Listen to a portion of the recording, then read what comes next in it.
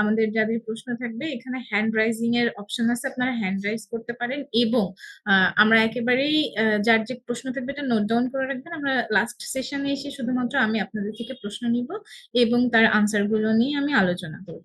তো academic guideline এটাকে আমি কয়েকটা ভাগে ভাগ করেছি।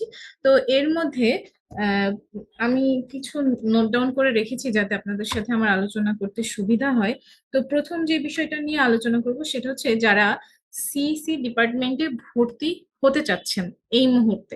এই মুহূর্তে মিন্স আপনি কিছুদিন পরে হয়তো বা আপনি ডিপ্লোমা ইঞ্জিনিয়ারিং এ এখন পড়াশোনা করছেন, এটা শেষ করার পর আপনি বিএসসি করবেন, নয়তো বা আপনি এইচএসসি কমপ্লিট করেছেন, এরপর আপনি এখন সিএসসি তে অলরেডি ভর্তি হয়েছেন অথবা ভর্তি হবেন।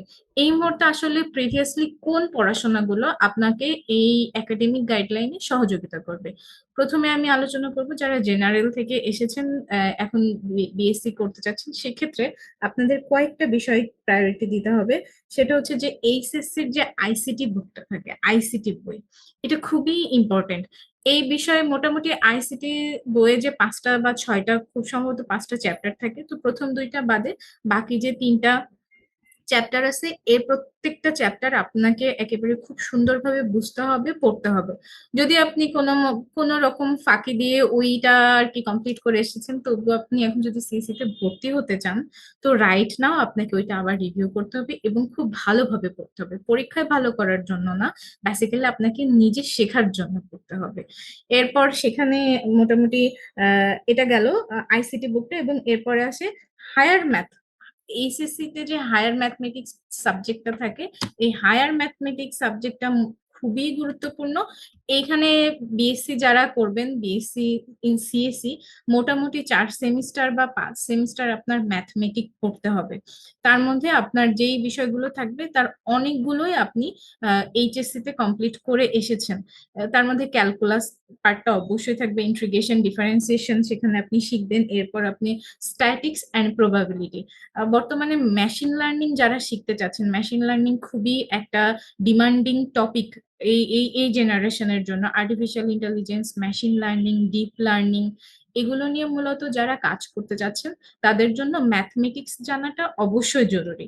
তো ম্যাথমেটিক্স এর মধ্যে আপনি মোটামুটি স্ট্যাটিক্স আর প্রবাবিলিটি, এটা সরাসরি আপনার ডেটা সায়েন্স, মেশিন লার্নিং এই পার্টটার সাথে রিলেটেড। এবং অনেকেরই একটা কমন প্রশ্ন থাকে আমার কাছে, যে বা যেই সিএসসি পড়ে বা ভর্তি হতে ইচ্ছুক, তারা এরকম জিজ্ঞাসা করে যে আচ্ছা আমি যে ম্যাথ পারি না, আমি কি সিএসসি তে ভর্তি হব, বা আমাকে দিয়ে কি সিএসসি হবে? এই প্রশ্নটার একটা সঠিক সমাধান হচ্ছে, ম্যাথ পারেন না দেখে যে আপনি এখন ভর্তি হতে পারবেন না, বিষয়টা এমন না। আমরা জানি যে practice makes a man perfect. যদি আমরা চেষ্টা করি, হয়তোবা এর আগে আমরা ম্যাথ পারতাম না, এখন আমাদেরকে শিখে নিতে হবে। মনে করেন প্রিভিয়াসলি আপনি অনেক কিছুই মিস করেছেন বা শেখেননি, বা ওইটার প্রতি আসলে আপনার ওরকম আগ্রহ ছিল না, বাট রাইট নাও আপনি সিএসসি তে ভর্তি হয়েছেন, এই মুহূর্তে আপনাকে ওই ম্যাথ গুলো আবার ভালোভাবে প্র্যাকটিস করতে হবে বা বেসিক ক্লিয়ার করতে হবে। সো ওইটার জন্য আমার আনসার থাকবে যে আপনি ম্যাথ পারেন না বলে যে ভর্তি হবেন না, বিষয়টা এমন না। আপনাকে শিখতে হবে, জানতে হবে, যে ম্যাথ পারে তার থেকে আপনাকে বেশি পরিশ্রম করতে হবে।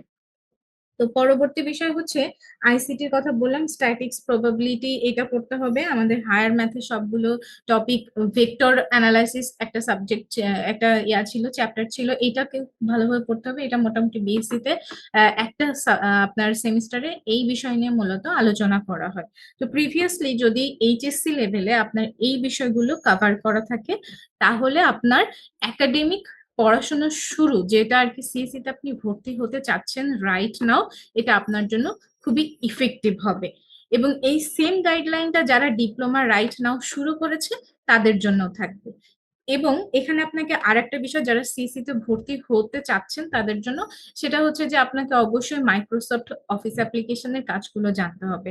একেবারে রেগুলার অ্যাক্টিভিটির মতো আমরা যেমন বেঁচে থাকার জন্য 3 বার খাওয়া দাওয়া করি, ঠিক তেমনই আপনাকে মাইক্রোসফট অফিস অ্যাপ্লিকেশনের কাজ জানতে হবে। সেখানে ওয়ার্ডের কাজ জানতে হবে, এক্সেল এর কাজ জানতে হবে, পাওয়ার পয়েন্টের কাজ জানতে হবে, কারণ এগুলো ছাড়া অ্যাকচুয়ালি আপনার প্রেজেন্টেশন, তারপর আপনার যে অ্যাসাইনমেন্ট সাবমিশন, ল্যাব রিপোর্ট লেখা, এই সমস্ত সমস্ত কাজগুলোই আসলে এই একটা যদি আমরা সফটওয়্যারকে খুব ভালোভাবে ব্যবহার করতে পারি বা অ্যাপ্লিকেশনকে খুব ভালোভাবে ব্যবহার শিখি, তাহলে আমরা এটাকে মোটামুটি আমাদের প্রত্যেকটা ক্ষেত্রে কাজে লাগাতে পারবো এবং শুধুমাত্র সেটা স্টুডেন্ট লাইফে নয়, এটা আমাদের মূলত যখন আমরা চাকরিতে জয়েন করব, তখনও আমাদের এই বিষয়ের উপর প্রত্যেকটা যে আমাদের যে অফিস অ্যাপ্লিকেশনের যে অ্যাপস গুলো আছে প্রত্যেকটাই আমাদের কাজে লাগবে। তো এটা হচ্ছে আমার এইচএসসি স্টুডেন্ট যারা ছিলেন তাদের জন্য একটা কমন গাইডলাইন যে এইচএসসি পর আপনি যদি বিএসসি তে আসতে চান।